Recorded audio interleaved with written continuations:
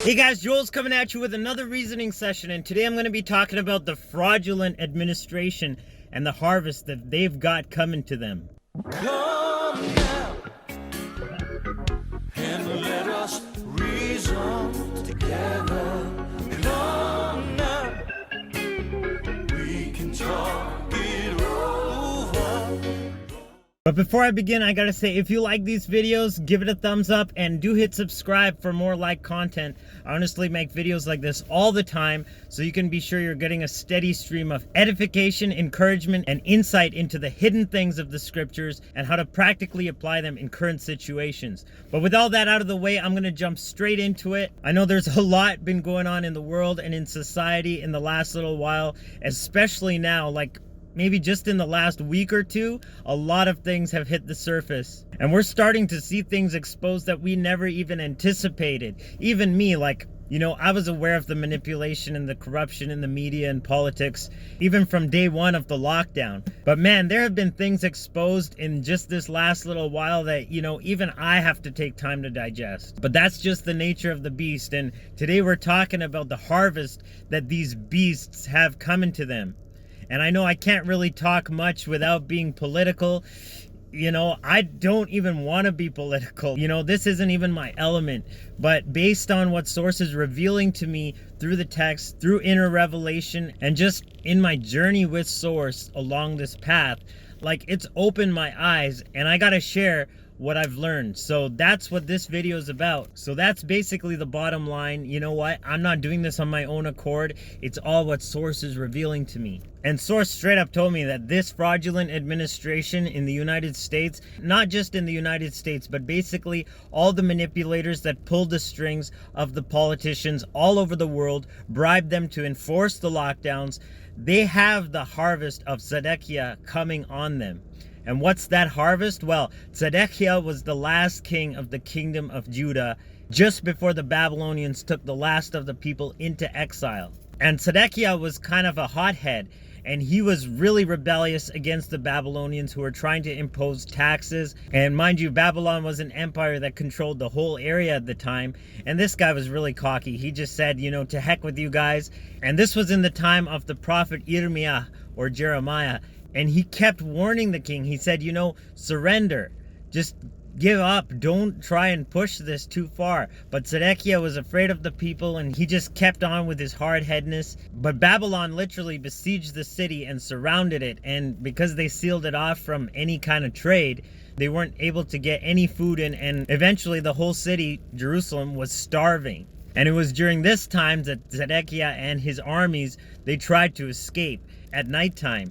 But the Babylonians caught them, and they overtook them, and the army dispersed. But they captured King Zedekiah, and they brought him to face his justice before Nebuchadnezzar. And literally, as I was reading this passage, it's pretty gruesome what his fate was. And we're talking fate, but actually we should be talking about destiny and the choices he made that actually led up to that final event.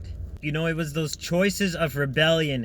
He did everything he could to instigate that harvest from Yahweh, the God that closes the circle, that what you put out is what you get back.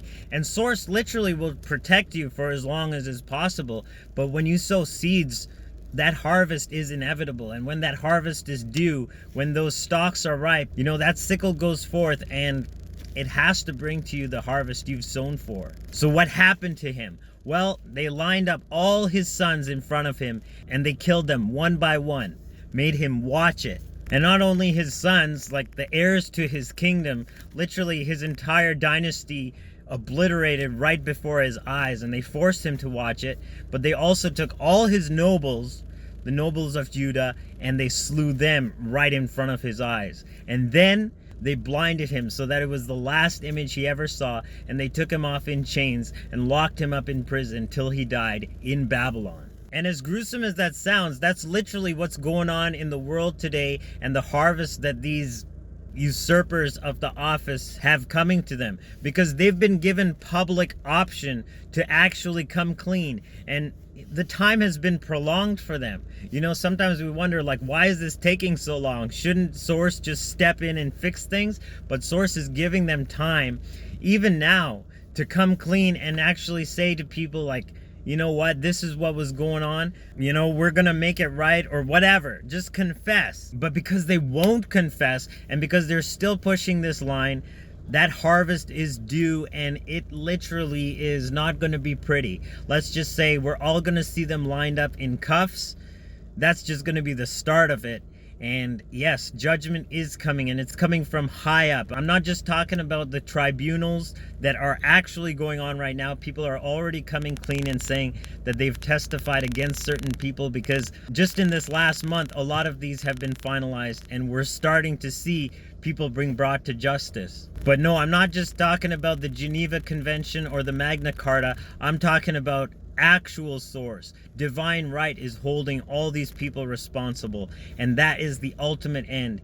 And we're honestly going to see this justice brought forth, and it's going to cause such a shift that we're literally going to see people singing and dancing in the street if we're not among those people, because the shift is going to be so obvious, it's going to be so drastic, and even the people that were on the other side, they're going to have no way of justifying it. They're actually going to see what was actually being done, and they're going to be convicted and actually realize the truth.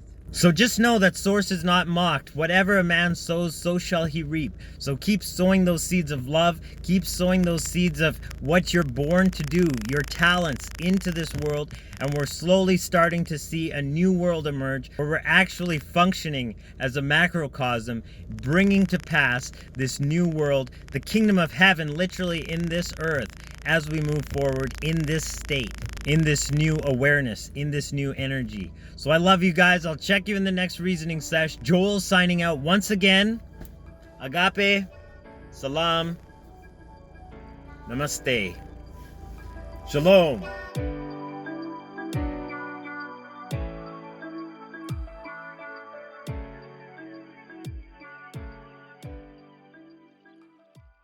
Where we're actually functioning